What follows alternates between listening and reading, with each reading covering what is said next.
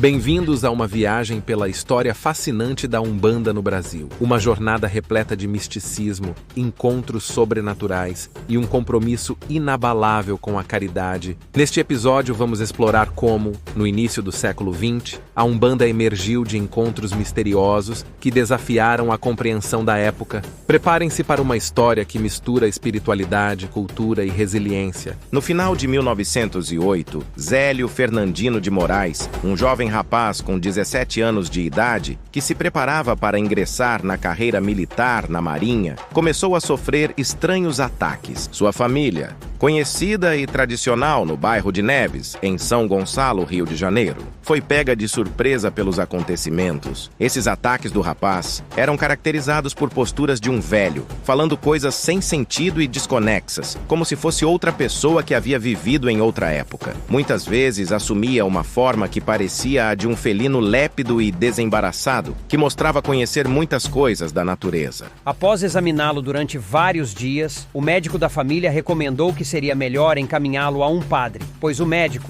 que era tio do paciente, dizia que a loucura do rapaz não se enquadrava em nada que ele havia conhecido. Acreditava mais. Era que o menino estava endemoniado. Alguém da família sugeriu que isso era coisa de espiritismo e que era melhor levá-lo à Federação Espírita de Niterói, presidida na época por José de Souza. No dia 15 de novembro, o jovem Zélio foi convidado a participar da sessão, tomando um lugar à mesa e, tomado por uma força estranha e alheia à sua vontade e contrariando as normas que impediam o afastamento de qualquer dos componentes da mesa, Zélio levantou-se e disse: "Aqui está faltando uma flor." Saiu da sala indo ao jardim e voltando após com uma flor, que colocou no centro da mesa. Essa atitude causou um enorme tumulto entre os presentes. Restabelecidos os trabalhos, manifestaram-se nos médiuns kardecistas espíritos que se diziam pretos escravos e índios. O diretor dos trabalhos achou tudo aquilo um absurdo e advertiu-os com aspereza, citando o seu atraso espiritual e convidando-os a se retirarem.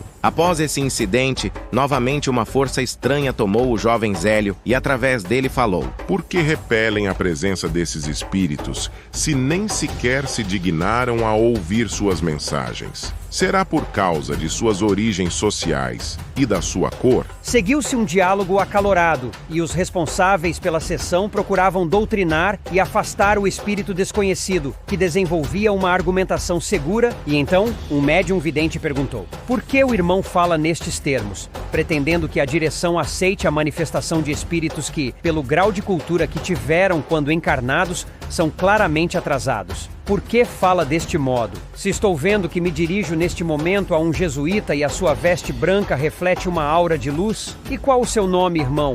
E a entidade respondeu: "Se querem um nome, que seja este. Sou o caboclo das 7 encruzilhadas, porque para mim não haverá caminhos fechados. O que você vê em mim são restos de uma existência anterior. Fui padre e o meu nome era Gabriel Malagrida. Acusado de bruxaria, fui sacrificado na fogueira da Inquisição em Lisboa no ano de 1761. Mas em minha última existência física, Deus concedeu-me o privilégio de nascer como caboclo brasileiro. Se julgam atrasados os espíritos de pretos e índios, devo dizer que amanhã, 16 de novembro, estarei na casa de meu aparelho às 20 horas, para dar início a um culto em que estes irmãos poderão dar suas mensagens e, assim, cumprir missão que o plano espiritual lhes confiou. Será uma religião que falará aos humildes, simbolizando a igualdade que deve existir entre todos os irmãos encarnados e desencarnados." O vidente retrucou: "Julga o irmão que alguém irá assistir a seu culto?" Perguntou com ironia. E o espírito, já identificado, disse: "Cada colina de Niterói atuará como porta-voz, anunciando o culto que amanhã iniciarei. Deus, em sua infinita bondade, estabeleceu na morte o grande nivelador universal, rico ou pobre, poderoso ou humilde, todos se tornariam iguais na morte, mas vocês, homens preconceituosos, não contentes em estabelecer diferenças entre os vivos, procuram levar essas mesmas diferenças até mesmo além da barreira da morte. Porque não podem nos visitar esses humildes trabalhadores do espaço, se apesar de não haverem sido pessoas socialmente importantes na Terra, também trazem importantes mensagens do além?" No dia seguinte, na casa da família Moraes, na rua Floriano Floriano Peixoto, número 30, ao se aproximar a hora marcada, 8 da noite, lá já estavam reunidos os membros da Federação Espírita para comprovarem a veracidade do que fora declarado na véspera. Estavam os parentes mais próximos, amigos, vizinhos, e do lado de fora, uma multidão de desconhecidos. Às 8 da noite,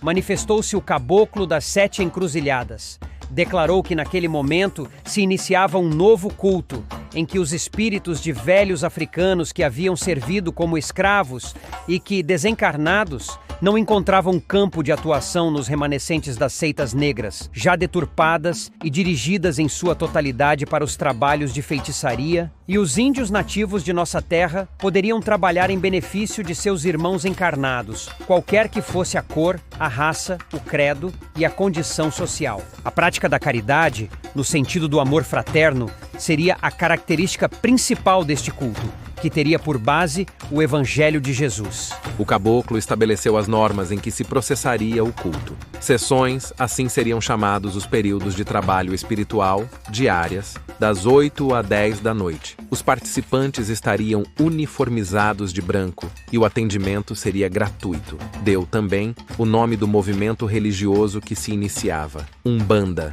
manifestação do espírito para a caridade. A Casa de Trabalhos Espirituais que ora se fundava recebeu o nome de Nossa Senhora da Piedade, porque assim como Maria acolheu o filho nos braços, também seriam acolhidos como filhos todos os que necessitassem de ajuda ou de conforto. Ditadas as bases do culto, após responder em latim e alemão às perguntas dos sacerdotes ali presentes, o caboclo das 7 encruzilhadas passou à parte prática dos trabalhos. O caboclo foi atender um paralítico, fazendo este ficar curado. Passou a atender outras pessoas que haviam neste local, praticando suas curas. Nesse mesmo dia, incorporou um preto velho chamado Pai Antônio, aquele que, com fala mansa, foi confundido como loucura de seu aparelho e com palavras de muita sabedoria e humildade e com timidez aparente, recusava-se a sentar-se junto com os presentes à mesa dizendo as seguintes palavras: Nego não senta não, meu senhor. Nego fica aqui mesmo. Isso é coisa de senhor branco e nego deve a respeitar. Após insistência dos presentes, ele falou: Não quer se preocupar não. Nego fica no toco que é lugar de nego. Assim, continuou dizendo outras palavras representando a sua humildade. Uma pessoa na reunião pergunta se ele sentia falta de alguma coisa que tinha deixado na terra. E ele responde: Minha cachimba. Nego que é o pito que deixou no toco. Manda moleque buscar. Tal afirmativa deixou os presentes perplexos, os quais estavam presenciando a solicitação do primeiro elemento de trabalho para esta religião. Foi Pai Antônio também a primeira entidade a solicitar uma guia, até hoje usadas pelos membros da tenda e carinhosamente chamada de Guia de Pai Antônio. No dia seguinte, verdadeira romaria formou-se na rua Floriano Peixoto. Enfermos, cegos e muitos outros vinham em busca de cura e ali a encontravam, em nome de Jesus. Médiuns, cuja manifestação mediúnica fora considerada loucura, deixaram os sanatórios e deram provas de suas qualidades excepcionais. A partir daí, o caboclo das 7 encruzilhadas começou a trabalhar incessantemente para o esclarecimento, difusão e sedimentação da religião de Umbanda.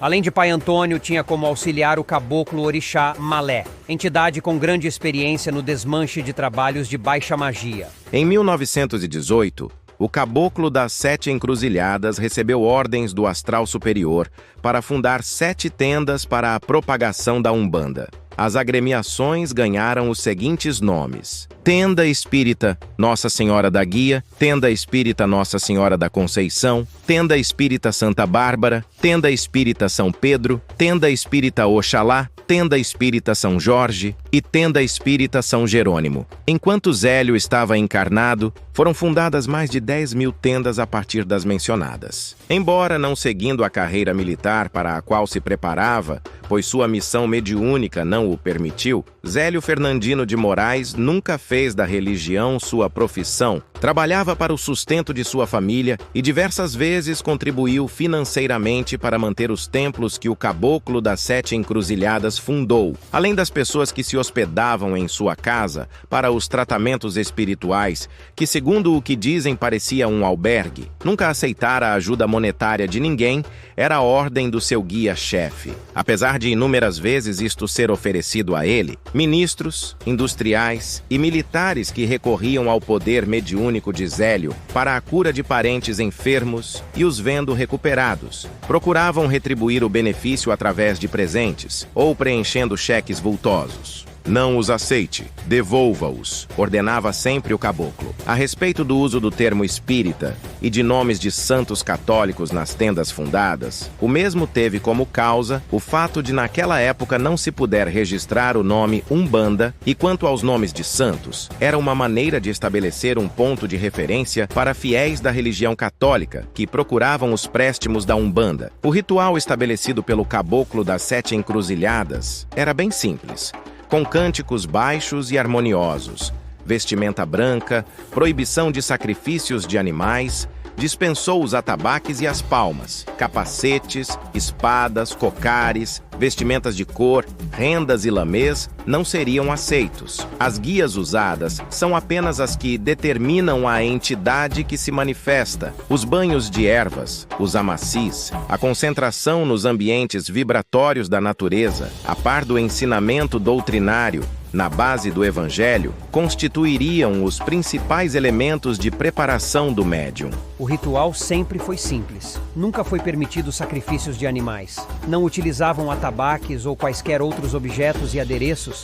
Os atabaques começaram a ser usados com o passar do tempo por algumas das tendas fundadas pelo Caboclo das Sete Encruzilhadas. Mas a tenda Nossa Senhora da Piedade não utiliza em seu ritual até hoje. Após 55 anos de atividades à frente da tenda Nossa Senhora da Piedade, primeiro templo de Umbanda, Zélio entregou a direção dos trabalhos às suas filhas Zélia e Zilmeia, continuando ao lado de sua esposa Isabel, médium do Caboclo Roxo, a trabalhar na cabana de Pai Antônio, em Boca do Mato, distrito de Cachoeiras de Macacu, Rio de Janeiro, dedicando a maior parte das horas de seu dia ao atendimento de portadores de enfermidades psíquicas e de todos os que o procuravam. Em 1971, a senhora Lília Ribeiro, diretora da Tulef, tenda de Umbanda Luz Esperança Fraternidade do Rio de Janeiro, gravou uma mensagem do Caboclo das Sete Encruzilhadas e que bem espelha a humildade e o alto grau de evolução desta entidade de muita luz, diz assim: A Umbanda tem progredido e vai progredir. É preciso haver sinceridade, honestidade, e eu previno sempre aos companheiros de muitos anos. A vil moeda vai prejudicar a Umbanda, médiuns que irão se vender e que serão mais tarde expulsos. Como Jesus expulsou os vendilhões do templo, e o perigo do médium homem é a consulente mulher. Do médium mulher é o consulente homem. É preciso estar sempre de prevenção, porque os próprios obsessores que procuram atacar as nossas casas fazem com que toque alguma coisa no coração da mulher que fala ao pai de terreiro, como no coração do homem que fala à mãe de terreiro. É preciso haver muita moral para que a Umbanda progrida, seja forte e coesa. Umbanda é humildade, amor e caridade. Está a nossa bandeira. Neste momento, meus irmãos, me rodeiam diversos espíritos que trabalham na Umbanda do Brasil, caboclos de Oxóssi, de Ogum e de Xangô. Eu, porém, sou da falange de Oxóssi, meu pai, e não vim por acaso. Trouxe uma ordem,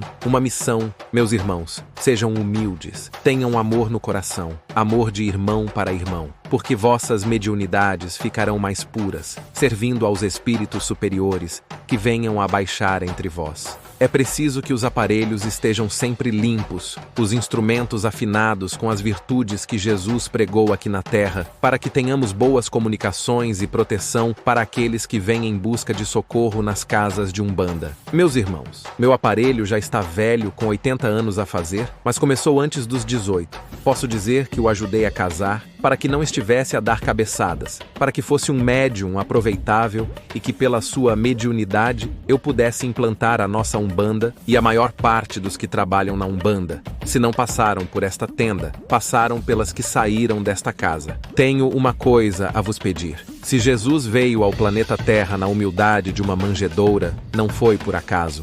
Assim o pai determinou. Podia ter procurado a casa de um potentado da época, mas foi escolher aquela que havia de ser sua mãe. Este espírito que viria traçar à humanidade os passos para obter paz, saúde e felicidade. Que o nascimento de Jesus, a humildade que ele baixou à terra, sirvam de exemplos, iluminando os vossos espíritos, tirando os escuros de maldade por pensamento ou práticas. Que Deus perdoe as maldades que possam ter sido pensadas, para que a paz possa reinar em vossos corações e nos vossos lares. Fechai os olhos para a casa do vizinho. Fechai a boca para não murmurar contra quem quer que seja. Não julgueis para não serdes julgados. Acreditai em Deus e a paz entrará em vosso lar. É dos evangelhos, eu, meus irmãos, como o menor espírito que baixou à terra, mas amigo de todos, numa concentração perfeita dos companheiros que me rodeiam neste momento, peço que eles sintam a necessidade de cada um de vós